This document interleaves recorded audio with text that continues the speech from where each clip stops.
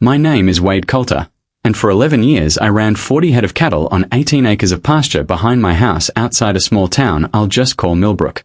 That pasture had been in my family since my grandfather bought it in 1968, long before anyone had ever heard the words Homeowners Association. I want to tell you what happened when a group of people who moved into a new subdivision next door decided that my land my family had owned for over half a century, belonged to them.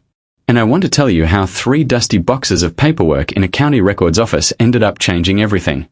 Let me start from the beginning, because the beginning matters. My grandfather, Earl Coulter, bought 60 acres in 1968 from a farmer who was retiring. Over the years, the family sold off parcels here and there, 20 acres for my uncle's place, 10 acres that eventually became a small orchard, and so on, until what was left was the 18 acres directly behind the old farmhouse, plus the house and yard itself. That 18 acres became pasture. My dad ran cattle on it. Then I did. When my dad passed and I inherited the property outright, the pasture came with it, deeded to me clean and simple, no liens, no disputes, nothing complicated. For most of my life, nothing around that pasture changed. It was just fields, a 2-lane road, and some scattered farmhouses. Then, about 6 years ago, a developer bought up a large stretch of land adjacent to my property and started building a subdivision. They called it Willow Creek Estates. Rows of new houses went up fast, curving streets with names like Meadowlark Lane and Heron Court, a little clubhouse, a shed pool, the works. And of course, like almost every new development these days, it came with a homeowners association. I didn't think much of it at first. My property line was my property line. I had a deed. I had a survey from years back that my dad had commissioned when he redid the fencing. As far as I was concerned, the HOA could do whatever it wanted inside its own boundaries, and I would keep doing what I'd always done on mine. The trouble started in the spring of last year. I was out checking fence posts one morning when a woman I didn't recognize pulled up in a golf cart, of all things, right along the tree line that separated my pasture from the back edge of the subdivision. She introduced herself as Denise Farrow, president of the Willow Creek Estates Homeowners Association. She was polite enough at first, though there was a kind of practiced smile on her face that made me a little uneasy, like she'd rehearsed this exact interaction in her head before driving over. She told me that the HOA's landscaping committee had been reviewing the community's green spaces, and that, according to the association's map, the pasture I was standing in was designated as a common area belonging to Willow Creek Estates. She said the board had plans to eventually turn part of it into a walking trail and a small dog park for residents, and that in the meantime, she wanted to let me know they'd be reclaiming the space, including my fencing and the cattle currently occupying it. I remember laughing, actually laughed, because it seemed so obviously like a misunderstanding. I told her this was my land, had been for decades. My grandfather bought it before Willow Creek Estates was even a gleam in a developer's eye. She just kept smiling that same practice smile and said the HOA's record showed otherwise, and that I should probably get in touch with the board if I had questions, because ultimately the matter would be handled through the proper channels. I didn't think much more of it. People make mistakes. Maps get drawn wrong. I figured someone would look at an actual deed, realize the error, and that would be that. That night, I mentioned it to my wife, Carol, over dinner, half laughing about the golf cart and the laminated smile, and she gave me a look I've come to recognize over the years, the look that means she's already thinking 3 steps ahead of me. She asked whether I still had my father's old survey filed away somewhere, and whether I'd kept the closing paperwork from when the property transferred into my name after he passed. I told her I was sure I did, somewhere in the file cabinet in the office, though I hadn't looked at any of it in years. There was no reason to. It was my land. It had always been my land. Why would I need to prove something that had never once been in question? Carol just nodded slowly and said, "Might be worth finding it anyway. Just in case." I brushed it off at the time. I had cattle to feed and fence posts to check and 100 other things that felt a lot more urgent than digging through old paperwork over what I assumed was a harmless mix-up. Looking back now, I wish I'd taken her advice a little sooner than I did, because it would have saved me a few uneasy weeks. But I suppose everyone has to learn that lesson in their own time. I was wrong to assume it would simply resolve itself. About 2 weeks later, I found a laminated notice zip tied to my own fence post. It was printed on Willow Creek Estates HOA letterhead, informing the resident occupying Common Area Parcel 14 that unauthorized livestock and fencing needed to be removed within 30 days, or the HOA would pursue removal and remediation at the owner's expense, with fines accruing daily until compliance. I want to be clear about something here, because I think it's important. I am not a person who enjoys conflict. I don't like confrontation, I don't like lawyers, and up until that point in my life I had never once been involved in any kind of legal dispute. But something about seeing that laminated notice zip tied to a fence my father built with his own hands, informing me that my cattle were trespassing on land my family had owned since before most of the people in that subdivision were born, lit a fire in me that I didn't fully appreciate at the time. I called the number on the notice. I got a receptionist who transferred me to a property management company the HOA contracted with, a company that, as far as I could tell, had never once set foot on my land or looked at a county plat map.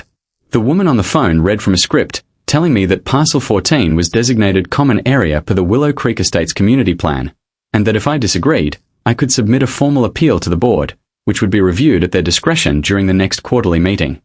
I asked her, as calmly as I could manage, to point me to the exact section of the community plan that showed Parcel 14 as common area, and to explain how the HOA had determined that boundary. She admitted, a little defensively, that she personally hadn't drawn the map, that it had come from the original developer's planning documents and had simply been carried over into the HOA's records when the association was formed. When I asked if anyone had ever cross-checked that map against the county's recorded plat, she went quiet for a moment and then said that, as far as she knew, no one had needed to, because the map had always shown it that way. That answer bothered me more than the laminated notice had. An entire piece of my family's land was being treated as settled fact based on nothing more than the fact that a drawing had always looked a certain way. Nobody had ever gone back to the source. I decided, right then, that before I did anything else, I was going to go find out exactly what the actual public record said about that land. Not what a property management company's spreadsheet said. Not what a laminated sign said. What the county said, on paper, filed and stamped and legally binding. The next morning I drove down to the county recorder's office. If you've never done this kind of research before, let me tell you, it is not glamorous. It involves microfiche, and dusty record books, and clerks who are helpful but busy, and a lot of squinting at handwriting from decades ago. But it is also, I discovered, incredibly powerful, because unlike an HOA's internal map or a developer's marketing brochure, the county recorder's office holds the actual chain of title for every piece of land in the jurisdiction, going back as far as records exist. I pulled the deed from 1968, when my grandfather bought the original 60 acres.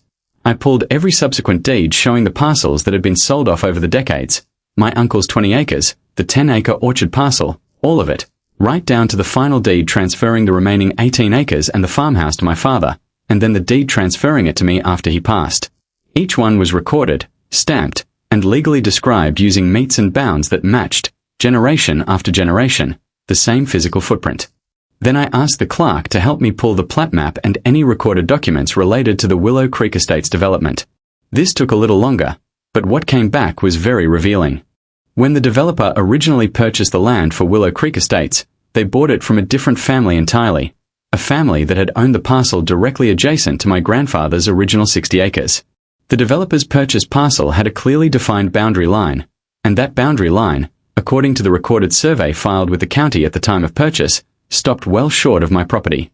There was, in fact, a strip of unbuilt bufferland and a drainage easement between the developer's boundary and my fence line, land that belonged to neither the developer nor the HOA, but had simply never been part of any transaction at all in modern times. In other words, my 18 acres, my actual pasture, had never been sold to the developer. It was never part of the land Willow Creek Estates was built on. It was never legally theirs to designate as anything, common area or otherwise. So where did the HOA get the idea that Parcel 14 was theirs? I kept digging, and I found the answer, and it was almost funny in how simple and how careless it was. When the developer created the community plan for Willow Creek Estates, a rendering used for marketing purposes and later adapted into internal HOA planning documents, someone on the design team had extended the community's green space boundary well past the developer's actual recorded property line. It looked, on paper, like a lovely idea.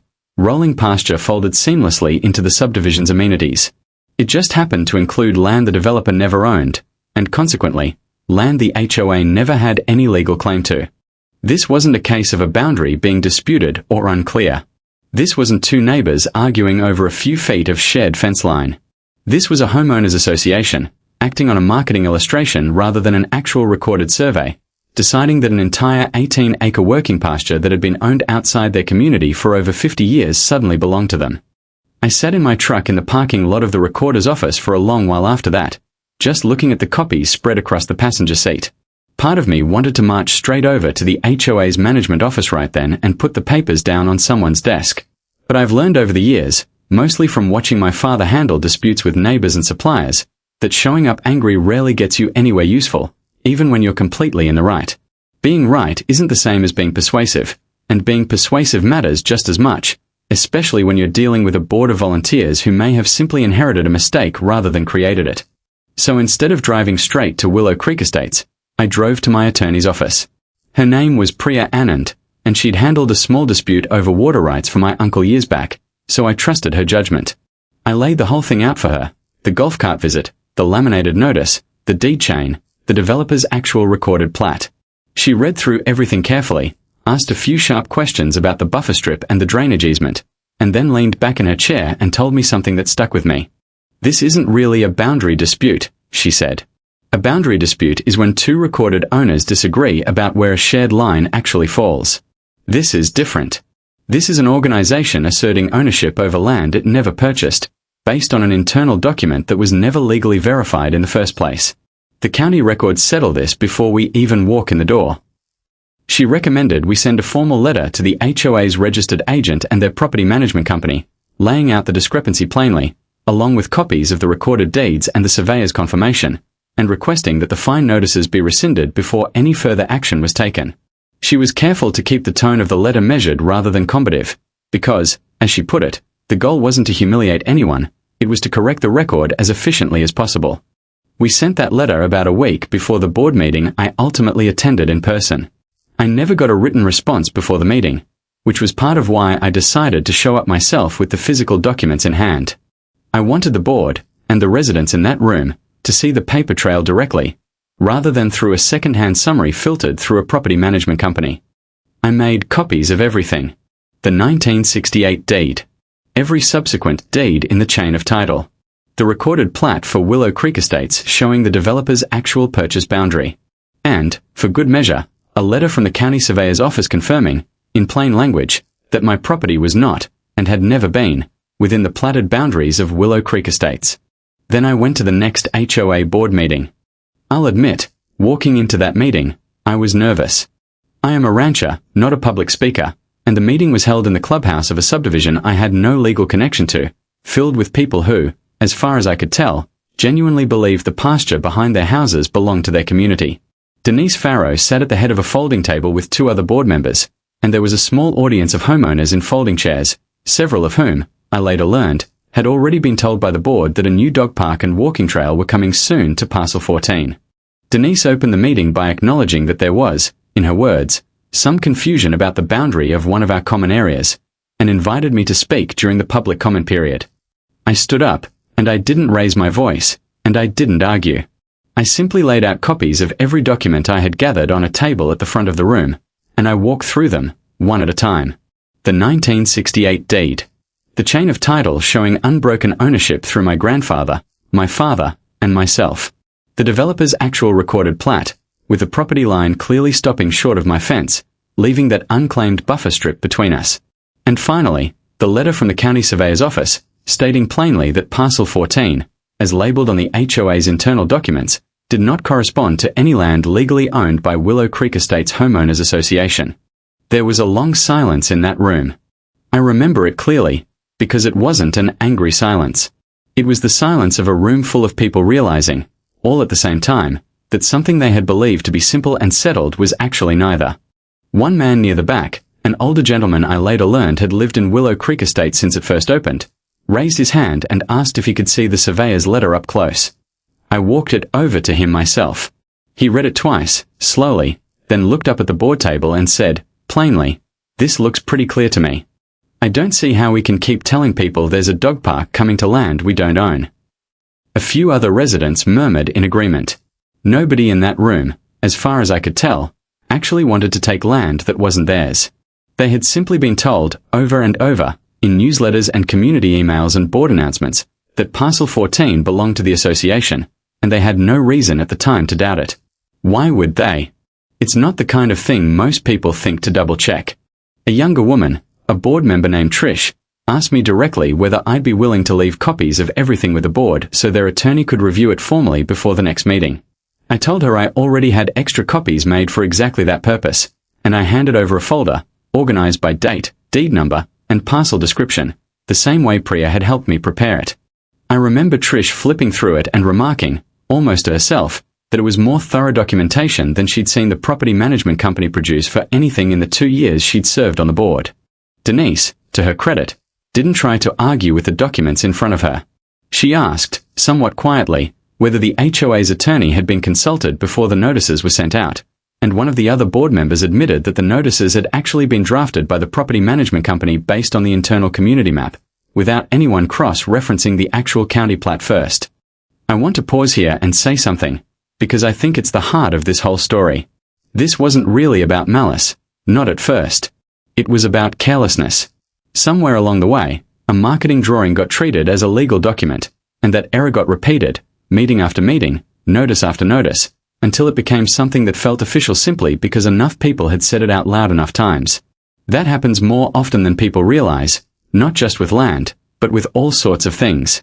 An assumption repeated confidently enough starts to sound like a fact.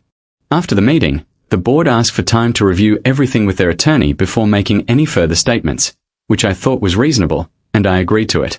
In the meantime, I sent copies of my documentation, through my own attorney, formally to the HOA's council, along with a request that the fine notices be rescinded and that the HOA publicly correct its internal maps to reflect the actual, recorded boundary. It took about 6 weeks, which felt like a long time in the moment but honestly wasn't bad at all for something like this. During that time, I kept running my cattle exactly as I always had, because nothing about the actual legal situation had changed, only the HOA's understanding of it. A couple of residents from Willow Creek Estates came by individually, not as any official HOA business, just neighbors, to apologize and to ask, genuinely curious, how the mix-up had happened. I walked a few of them along the fence line myself and showed them the buffer strip, the drainage easement, the place where the developer's actual land stopped and mine began. Most of them were embarrassed on behalf of the board, and a couple mentioned that they'd had a feeling something was off when the original notices went out, since the boundary really did seem to jump much farther than made sense looking at it in person. Eventually, the HOA's attorney confirmed what the county records already made clear.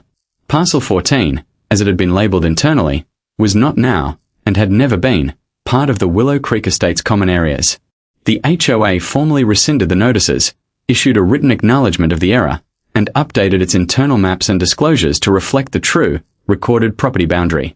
Denise Farrow read a statement at the next board meeting, this time with far less of that practiced smile and a good deal more caution in her wording, explaining to residents that the community's amenity plans for a dog park and walking trail would need to be relocated within the association's actual boundaries.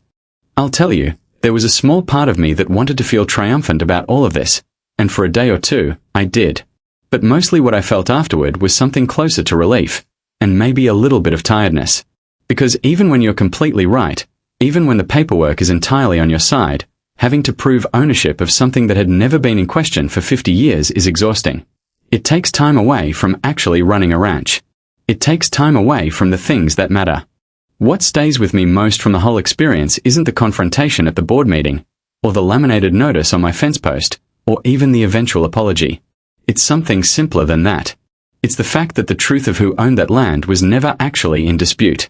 It was sitting in a filing cabinet in the county recorder's office the entire time, in ink that hadn't faded, on paper that had been stamped and witnessed and recorded generations before anyone drew a marketing map with soft green boundaries that looked nicer than the real ones.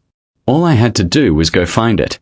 If there's a lesson in this, and I do think there's a lesson in it, it's this: don't ever let a laminated notice, or an official-sounding letterhead, or a confident voice on the other end of the phone convince you that you don't know what you know. If your family has owned something for 50 years, if you have deeds and surveys and a paper trail that goes back generations, that paper trail matters more than any map somebody drew to make a subdivision brochure look pretty. Records offices exist for exactly this reason. They are slow, and a little old-fashioned, and nobody enjoys spending a morning squinting at microfiche, but they are also, in the end, remarkably honest. They don't care who has the nicer clubhouse or the more confident board president. They only care about what was actually signed, sealed, and filed. These days, The fence line between my pasture and Willow Creek estates looks exactly the way it always did. My cattle still graze right up near that old tree line, same as they did when my father ran this place, same as when my grandfather first fenced it off back in the 60s. The HOA eventually did build their dog park, on their own land, well within their own recorded boundary, and I'll admit, I've seen a few of the neighborhood dogs out there having a wonderful time, which is honestly all anyone ever wanted for that little corner of the development in the first place. Denise Farrow and I are, if not friends exactly, cordial neighbors now. She stopped by a few months later, this time on foot instead of in a golf cart, and thanked me for handling the whole situation the way I did, without lawyers dragging it out for years, without hostility, just documentation laid plainly on a table. I told her I appreciated that, once she saw the truth of it, she didn't try to fight the facts. That matters more than people think. A mistake honestly corrected is a very different thing from a mistake defended out of pride. I still keep those copies of the old deeds in a folder in my desk drawer, right next to the letter from the county surveyor. I don't expect I'll ever need them again, not for this particular piece of land, but I like knowing they're there. There's something steadying about it, about knowing that no matter how confidently someone draws a line on a map, or how official a laminated notice looks zip-tied to your own fence post, the real record of who owns what is out there too, waiting quietly in a filing cabinet, ready to tell the actual story whenever anyone bothers to go look for it. Carol still brings it up sometimes, usually with a knowing little smile, reminding me that she was the one who first suggested I dig up that old paperwork. I've stopped arguing the point. She was right, and I've told her so plenty of times since. These days, when a new neighbor moves in near the property line, or when a surveyor's truck shows up for some unrelated reason down the road, I make it a point to walk over, introduce myself, and mention, in a friendly way, exactly where my fence line sits and why. Not because I expect trouble. Just because I've learned that a little clarity up front saves everyone a great deal of trouble later on. I think about that HOA board meeting sometimes, not with any bitterness, but almost as a reminder. It would have been easy for that board to dig in, to defend the mistake simply because reversing course felt embarrassing, especially in front of a room full of their own residents. Plenty of organizations do exactly that when they're caught having gotten something wrong. But they didn't. Once the actual records were in front of them, they corrected course, apologized, and moved their plans onto land that was actually theirs. I've come to respect that more than I expected to at the start of all this. Millbrook is a small enough place that word travels. A few other landowners nearby, folks with older family parcels bordering newer developments of their own, heard about what happened and started asking me questions, wanting to know how I'd gone about pulling the records, which office to visit, what to ask for. I've walked a couple of them through it since, the same way Carol first nudged me toward doing it myself. It's a strange thing to become the person people call about deed research, but I suppose every neighborhood needs somebody who knows where the real records are kept. And that, in the end, is exactly what happened here. A homeowners association looked at a pretty picture and decided it was a fact. But the land records, the real ones, the ones filed away long before any of us were paying attention, told a very different story. All I had to do was let them speak.